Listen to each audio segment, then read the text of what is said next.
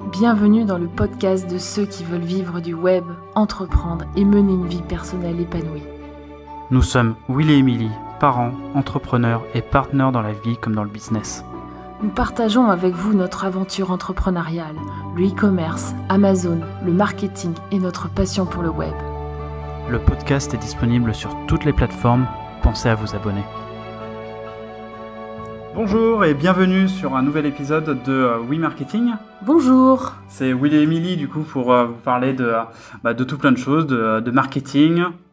Et de e-commerce en général et plus précisément d'Amazon. De tout plein de choses. Et aujourd'hui, le sujet du jour, c'est... les différents business models pour faire de l'argent sur le web. Vaste topic. Exactement. Très, très vaste topic. Nous, on a essayé pas mal de choses. Exactement. Alors, commençons par le premier. Alors, on a essayé pas mal de choses ces dernières années. On a surtout pas mal réussi à gagner de l'argent avec Amazon. Oui, mais on a essayé aussi d'autres choses comme ce qu'on va vous discuter dans cet épisode. On va commencer par le premier. Commençons par le premier. Qui est l'affiliation. Exactement. Alors, pour ceux qui ne savent pas ce qu'est l'affiliation, c'est de vendre le produit de quelqu'un d'autre, d'un autre vendeur, tout simplement. Pas le sien, mais celui d'un autre vendeur, et on obtient une commission en retour. Dès qu'un client achète le produit, on a une commission. Alors, la commission, c'est très variable, hein, ça va selon les plateformes, ça peut être aussi bas que 2%, 4%, jusqu'à 90%. Hein. J'ai déjà vu des... C'est ça. Alors après, ça dépend peut-être du type de produit qu'on vend. Exactement.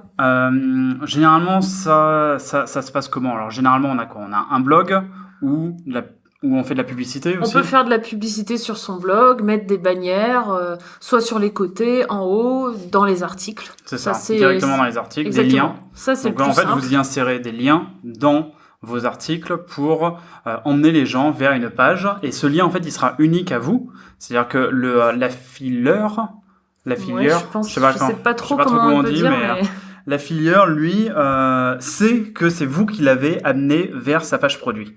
Et donc, ça permet de l'identifier. Et si les gens achètent le produit en question, ou d'autres produits dans le cas d'Amazon, et on en discutera juste après, vous récupérez une commission. Et donc ça peut être, vous pouvez soit faire de la publicité directement vers les produits, et donc c'est à vous de gérer le coût de la publicité et assurer que tout rentre bien dans les coûts, hein, c'est-à-dire que vous dépensez de l'argent et vous récupérez suffisamment d'argent après chez le produit affilié. Oui. Ou bien vous pouvez mettre ça directement sur votre blog, donc là c'est plus passif, on va dire.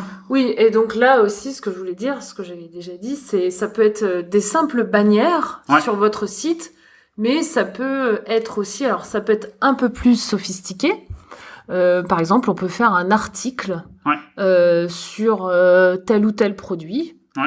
Et là, on peut y insérer les produits en question. Exactement. On peut mettre un petit bouton. En fait, on fait un peu ce qu'on veut. Hein. D'ailleurs, on peut parler du produit, on peut dire les avantages du produit, les désavantages, donner son opinion. Exactement. Et ça, c'est assez recherché par les internautes. Ouais. Par exemple, il y a plein de stratégies d'ailleurs. Hein. On va pas rentrer dedans là maintenant, mais c'est vrai que la stratégie la plus simple, le truc le plus simple à faire, c'est de faire un blog post et d'y insérer tout simplement des liens vers les produits que vous mentionnez dans le blog post, dans l'article, un lien d'affiliation directement vers la page produit. Exactement. Donc, prenons un exemple tout simple. Si vous avez un blog de randonnée, eh bien, vous pouvez dire, moi, j'utilise tel produit pour la randonnée, telle chaussure, par exemple. Vous pouvez faire ça. Et en plus, vous, en tant que blogueur, par exemple, sur la randonnée, vous avez une véritable expertise parce que vous faites de la randonnée, vous écrivez sur la randonnée et donc les gens, les internautes, et vous y insérez votre lien. Pour monétiser votre blog. Voilà, et donc comme ça, votre blog, c'est plus un blog qui vous coûte de l'argent, mais qui peut vous en rapporter. Ouais. Et du coup, on peut faire de l'affiliation vers des produits physiques. Exactement. Donc vers du e-commerce. Et ça, la plus grosse plateforme, la plus connue en tout cas. Et la plus simple, c'est Amazon. Ouais. Donc avec Amazon Partners, c'est ça? Exactement. Amazon Partners, Associates, vous verrez, c'est dans plein oui, de c'est pays. Associates, ouais. Associates, en France aussi, hein, vous tapez par exemple Amazon Associates France, hein, vous allez tomber sur le programme et Suffit de s'inscrire. Suffit de s'inscrire et et récupérer les liens. oui. Après, vous vous baladez dans Amazon, vous trouvez le produit que vous voulez promouvoir, vous attrapez le lien qui est proposé par Amazon Associates et vous l'insérez à la place de Exactement. votre lien. C'est aussi simple que ça. Donc si vous avez déjà des visites sur votre blog, c'est vrai que c'est super intéressant et on peut vite gagner un peu d'argent. Ouais. La suite, on a les produits informationnels. Les produits digitaux. Ouais. Donc ça, généralement, c'est quoi? Ça va être des cours. Ouais. Ça va être n'importe quel produit digital comme un e-book aussi. Ça peut être, c'est de l'information. Mais c'est de l'information, c'est payante. pas, C'est pas un produit physique que les gens reçoivent. C'est vraiment un produit digital. Et alors là, les commissions, Elles peuvent être plus élevées. elles sont très élevées parce que en général, le client achète une première fois le produit, mais après peut-être qu'il a tous les mois, il doit payer une autre souscription. Oui. Une souscription mensuelle, et donc là vous touchez des commissions donc là sur la première vente, et vous pouvez ensuite toucher des commissions sur le membership. Sur le membership, exactement, la souscription tous les mois. Donc là c'est génial, vous attrapez plusieurs clients et là les commissions elles tombent tous les mois et ça peut durer des années. Toi tu connais quoi, Émilie, comme plateforme? La plus connue pour moi c'est ClickBank. ClickBank, c'est donc la plus connue, et là c'est extraordinaire. Il y a plein de catégories en plus. Mais il y a quand même un truc qui est pas terrible, quoi. C'est que c'est souvent en anglais. Oui. Et il y a assez peu de produits francophones. Oui. Et donc il faut quand même être à l'aise à promouvoir des produits dans la langue de Shakespeare. Exactement. Oui. Donc voilà. Mais après moi j'en connais pas. Peut-être que vous en connaissez des. Enfin nous on n'a jamais essayé. On vous parle de choses que nous on a déjà essayé, et c'est vrai qu'on n'a jamais essayé de faire de la promotion de produits informationnels français. Donc, mais en tout cas voilà. Il y en a un autre aussi, c'est Commission Junction, qu'on connaît pas trop, mais bon. Voilà. Exactement. Nous en fait on a surtout on fait surtout de l'affiliation Amazon. Ouais. Parce que vu qu'on est dans le e-commerce, c'est le plus simple pour nous. Et puis après, c'est vrai que, oui, exactement. Parce que, en fait, après, l'affiliation, comme ça, de produits digitaux, vu que les commissions sont très élevées, il y a beaucoup de compétition sur un même produit à promouvoir. Donc, du coup, là, il faut mettre en place des tunnels de vente. Enfin, c'est beaucoup plus sophistiqué. Faut vraiment, je dirais, bien étudier. Bien maîtriser son marketing. Exactement. Alors qu'avec Amazon, moi, je trouve que c'est plus simple pour moi. Ouais. C'est vrai qu'il faut être un vrai bon marketeur pour faire du ClickBank, par exemple, ou du Commission Junction. Et après, il y en a d'autres, hein, bien sûr. Il n'y a pas que ça. Je suppose qu'il y en a peut-être en français, mais voilà. Nous, on vous parle de ce qu'on connaît vraiment, mais je trouve que ça vaut le coup, Amazon, quand même. Ensuite, on a tout ce qui est web app et logiciel, donc tous les softwares de service, ce genre de choses. Celui qui me vient en tête tout de suite et qui est le plus connu et qui est beaucoup utilisé par plein de marketeurs, c'est ClickFunnels. Exactement. ClickFunnels, alors ne vous étonnez pas si quand les gens vous parlent de ClickFunnels, ils veulent vous partager leur funnel et ils insistent beaucoup sur le fait d'utiliser ClickFunnels parce que c'est génial, patati patata. Mais c'est aussi surtout parce que ClickFunnels, je crois, reverse comme 38 € ou 38 $ par mois, par personne qui souscrit à travers le lien d'affiliation. Exactement. Et je crois qu'aussi les meilleurs vendeurs peuvent gagner une voiture. Ouais, les gars, c'est des fous. Ça, c'est hallucinant. Mais ça se fait beaucoup, hein, dans les produits comme ça. J'ai déjà vu d'autres exemples. Ils font des concours de celui qui vend le plus le produit affilié. Donc, par contre, là, il faut vraiment bien travailler sur ces funnels. Enfin, faut être très bon en marketing. Tout est possible, hein, bien sûr, mais... Donc pour juste récapituler, le plus simple dans l'affiliation et le plus passif, on va dire, c'est et facile à mettre en place. Ouais, c'est ça, et facile à mettre en place. Ça reste quand même les produits physiques d'Amazon sur un blog. Exactement, oui, sur un blog, ça marche très bien. Ça marche très très bien. Alors, on continue. On a l'e-commerce. Donc, comme deuxième business model que nous, en tout cas, on a essayé. Exactement, on a essayé. L'e-commerce. Alors, l'e-commerce, en fait, nous, ça fait 3 ans et demi. 3 ans et demi. qu'on fait du e-commerce, donc c'est quelque chose qu'on connaît bien, qu'on connaît très très bien. On a séparé ça en 3 sous-catégories dans l'e-commerce. On voulait parler du dropshipping. Qui est pas mal connu en France, je trouve. Il y a beaucoup de cours et de groupes et de groupes Facebook. Il y a plein de trucs en ce moment sur le dropshipping. Oui, sur le sujet, franchement, il y en a partout. Il y a de quoi faire. Dropshipping, nous on a essayé pas mal. On a fait notre pain avec.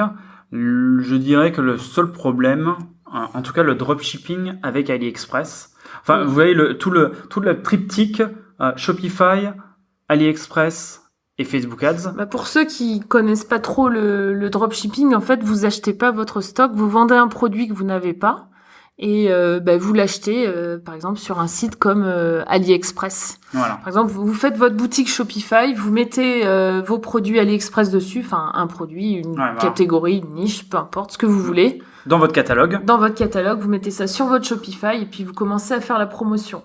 Mais vous avez pas le produit, il ne vous appartient pas encore. Ouais. Et dès que vous faites une vente, vous allez l'acheter sur AliExpress, par exemple, c'est le plus connu. Et ensuite vous expédiez ce produit, votre fournisseur d'AliExpress expédie directement à votre client. Et vous faites la marge au passage. Vous faites la marge, vous occupez même pas de la logistique, mais juste du service client et. C'est ça. Et voilà. Donc ça, c'est gros avantage, c'est que on peut commencer assez rapidement. On peut commencer très vite. On fait sa boutique Shopify, on met ses produits sur son. À moindre coût sur son store. Ouais. Et puis c'est vrai qu'on n'a pas acheté le stock, donc c'est super avantageux. C'est pour ça que beaucoup de gens se lancent là-dessus. Ouais. Et d'ailleurs, on fera dans un prochain épisode tout un épisode sur le dropshipping vs le fait d'acheter son stock et faire du vrai e-commerce en passant par des plateformes comme Amazon. Bon. Ensuite, on a justement, pour introduire ça, on a le private labeling. Donc ça, c'est le fait d'acheter un produit, d'y apposer son logo, de mettre sa marque ou même faire on peut même faire des changements à son produit. Faire des changements, exactement. Et de vendre ça sur des marketplaces. Entre autres marketplaces ou même sur son store Shopify. Ouais, c'est ça. Et vraiment de s'approprier en fait le produit, avoir sa propre définition du produit quelque part, avoir sa marque à soi, sa propre marque, son propre packaging. Lancer une ligne de produits même. C'est ça qui est génial. Et exactement. Le gros avantage, c'est que vous maîtrisez toute l'expérience, c'est-à-dire de la conception du produit jusqu'à la livraison chez le client. C'est vous qui êtes responsable de tout, sauf si, même si vous utilisez des centres de fulfillment ou ce genre de choses, mais c'est vous qui est quand même, c'est vous qui chapeautez l'ensemble de l'expérience. C'est vous qui êtes à l'origine. C'est un produit que vous avez peut-être sûrement même reçu les échantillons, vous avez pu tester. Vous savez ce qui est bien ou pas bien, vous avez peut-être pu faire modifier le produit, et là on met sa marque. Donc ça c'est pour moi c'est exactement, c'est un business model en plus qui s'inscrit sur le long terme et qui à mon avis a certainement plus de qui a plus de qui a plus de chances de tenir sur 4-5 ans que le dropshipping où c'est un peu toujours la course effrénée au dernier produit. Oui. C'est un peu c'est ça qui m'a dérangé nous dans nos expériences de dropshipping, c'est qu'il faut toujours aller vers le dernier produit, toujours et c'est assez épuisant en fait. Ouais, c'est assez épuisant. C'est assez épuisant alors que quand on a sa propre marque, quand on crée sa propre marque, le produit, il va, comme tu disais, il peut durer 4-5 ans, voire beaucoup plus. Et puis c'est sa marque, on peut faire évoluer le produit aussi, parce que quand on commence à connaître sa clientèle aussi, il y a des choses que les gens veulent, on se rend compte de choses et on peut vraiment faire évoluer son produit. Enfin, moi, c'est ce qu'on préfère, c'est ce qu'on fait d'ailleurs. C'est pour ça qu'on en parle. Mais en fait, je trouve que je reviens un peu sur le dropshipping. Le dropshipping, c'est vrai que c'est bien pour démarrer, peut-être pour tester un produit. Ouais. Aussi. Exactement. Et puis après, si on voit que ça coûte rien. Et si on voit que le produit fonctionne bien, ce qui est assez bien, c'est qu'on peut le faire modifier par l'usine qui est en Chine, par exemple. Exactement. Et ça, c'est intéressant. Et acheter du stock et le labeler. Exactement, et de mettre ça en valeur. Enfin voilà, en fait. Et tout ça, ça se passe sur, généralement, bon, vous pouvez le faire évidemment sur votre propre store, mais le gros avantage de ça, c'est que vous pouvez utiliser une marketplace, et une marketplace comme Amazon, qui est quand même la plus grosse marketplace au monde, pour vendre vos produits directement sur une place de marché où les gens sont là pour acheter. Pour acheter, ils ont un compte Amazon, peut-être un compte Prime, leur carte de crédit est déjà dans Amazon. Enfin, c'est ça. C'est l'endroit où on achète. Exactement. Et les gens reviennent toute l'année, tout le temps. Gros avantage d'Amazon d'ailleurs, c'est toute la logistique qui peut être gérée avec Amazon FBA. C'est le fait d'avoir... Expédié par Amazon, qui est expédié par... Ouais, c'est ça. D'être éligible à... Du coup, être éligible à Prime, ce qui permet aux clients de recevoir le produit dans les 2 jours avec une livraison gratuite. Donc, c'est toutes ces petits bouts d'expérience dans l'achat d'un produit qui font que les gens veulent revenir racheter le produit si la marque leur a plu, si vous avez su leur parler et si toute l'expérience autour sur la livraison, sur l'achat, etc. s'est bien passé. Exactement, oui. Toujours d'ailleurs sous Amazon, dans le e-commerce, on peut aussi monter une boutique un peu libre, on va dire. Oui. C'est-à-dire un peu en mode grossiste. Oui. Sans forcément private labeler, sans forcément créer sa marque. Oui, ça marche bien. Sur tel ou tel produit. C'est-à-dire que c'est un peu comme... c'est que vous achetez du stock chez des grossistes comme Alibaba ou AliExpress d'ailleurs, si on veut acheter des petites quantités. On peut aller directement. Mais vous créez pas forcément une marque, vous êtes pas, c'est pas brand centric. C'est ça que je veux dire. C'est que c'est pas autour de la marque. Non. Vous avez une boutique qui est très généraliste et vous pouvez très bien vendre des gants de CrossFit comme des peignes, ou des brosses électriques pour les cheveux ou des produits de cuisine, etc. Donc ça peut être tout et n'importe quoi. Vous faites un peu le Jiffy. C'est ça, c'est Jiffy en fait. Et vous achetez à très bas coût et puis en général les prix de vente aussi sont moins chers parce que on a un gros catalogue, on a beaucoup de produits et on peut faire revenir par conteneur entier. Donc là c'est vrai que c'est un autre type de business. Ouais, c'est quand même un type de business. Ouais. Après on peut faire ça bien sûr en plus petit, mais je trouve que c'est quand même en général c'est un gros business parce que si on veut des prix plus bas, forcément il faut acheter en grande quantité. En grande quantité, ouais. Donc voilà parce que ça aussi c'est clôt le chapitre e-commerce. On va passer aussi à ce que nous on a fait aussi pendant pas mal de temps, c'est de la prestation de service. Oui, toujours pour gagner de l'argent sur le web, je le rappelle. Prestation de service, c'est proposer ces services tout simplement sur des plateformes comme Upwork, Malte, 5 €, enfin il y en a pas mal. Il y en a pas mal, donc francophone il y a, et puis anglophone bien sûr il y en a beaucoup. Francophone, francophone donc il y en a aussi.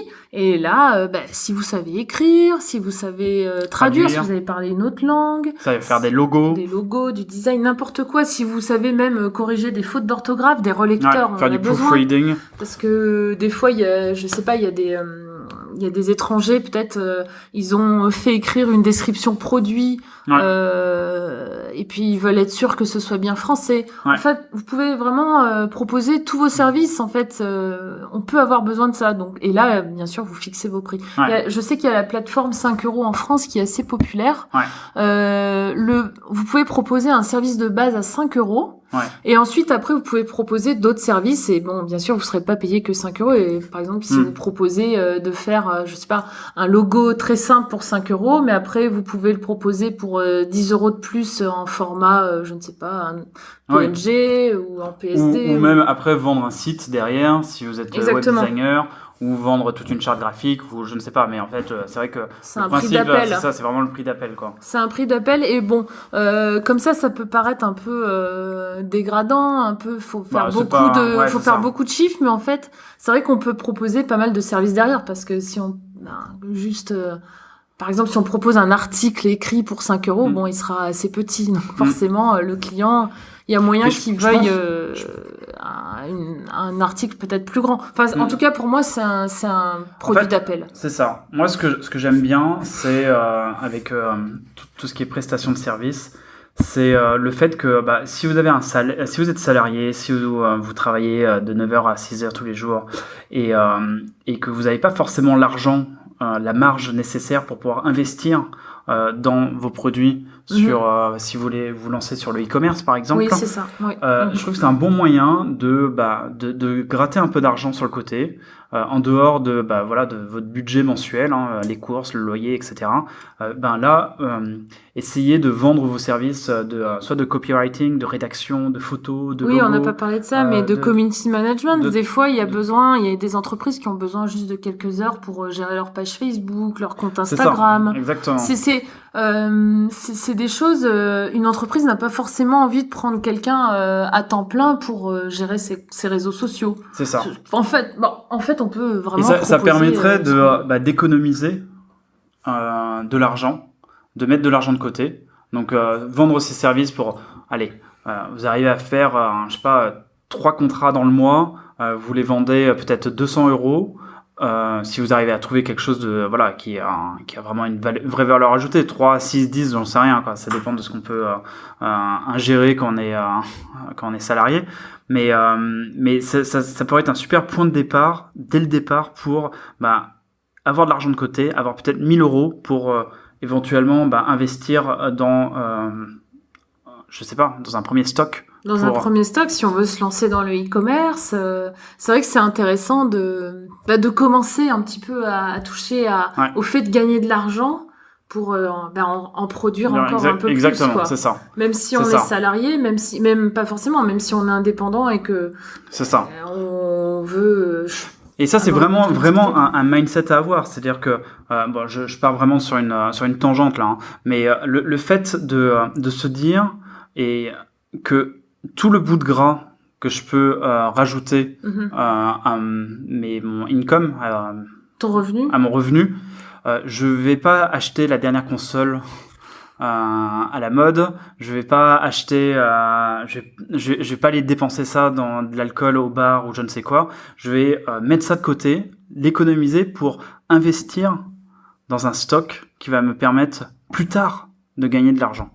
Oui, parce que nous, c'est exactement ce que nous on a fait, quoi. C'est ce qu'on a fait, et je trouve intéressant de pouvoir déjà sentir qu'on peut gagner de l'argent sur Internet comme ça, et en plus faire des petits avec cet argent. Ouais. C'est ça, faire des petits, quoi. Et parce qu'après commencer petit. Et ce qui est intéressant, moi, ce que j'aime du e-commerce, alors on fait de la prestation service et on fait de l'affiliation, mais ce que j'aime de l'e-commerce, d'ailleurs tout comme l'affiliation, c'est qu'une fois qu'on a lancé son produit, par exemple sur Amazon, on fait des ventes, quoi. On met de la pub en automatique, notre produit se positionne bien, on fait des ventes tout le temps, tous les jours, 24 heures sur 24. Et c'est pour ça que j'aime bien ce business model. D'ailleurs, c'est pour ça qu'on vous en parle. Ouais, en fait, l'idée un peu derrière ce podcast, c'était ça. C'était qu'est-ce qui peut permettre de faire démarrer, de se lancer dans un business en ligne et éventuellement aller plus loin que simplement, peut-être pas que de la prestation de service, mais d'aller un peu plus loin pour un peu automatiser tout ça, quoi. Oui, et puis vous verrez quand vous allez acquérir des compétences dans tel ou tel domaine, vous pourrez aussi encore les revendre. Voilà. Ça, c'est intéressant. Bon, voilà, je pense qu'on a fait le tour. De ce qui est le plus simple pour nous à mettre en place aussi, c'est pour ça, parce qu'après, je pense qu'il y a certainement d'autres business models, mais nous, c'est ce qu'on connaît le mieux. Et qu'on a pratiqué. C'est ce qu'on pratique, d'ailleurs, tout le temps. Quand même, parce qu'on fait de la prestation de service aussi, parce que c'est quelque chose qui est très intéressant aussi, de connecter avec des clients. Mais pour nous, c'est... En tant que personne qui vivons de tout ça, pour moi, c'est ceux qui sont les plus simples à mettre en place et à actionner et gagner de l'argent, tout simplement. Voilà. Eh ben merci, passez une belle fin ou début de journée, je ne sais pas. Ça dépend quand est-ce que vous écoutez. On se retrouve dans le prochain épisode. Qui aura lieu très très vite. À plus. À bientôt.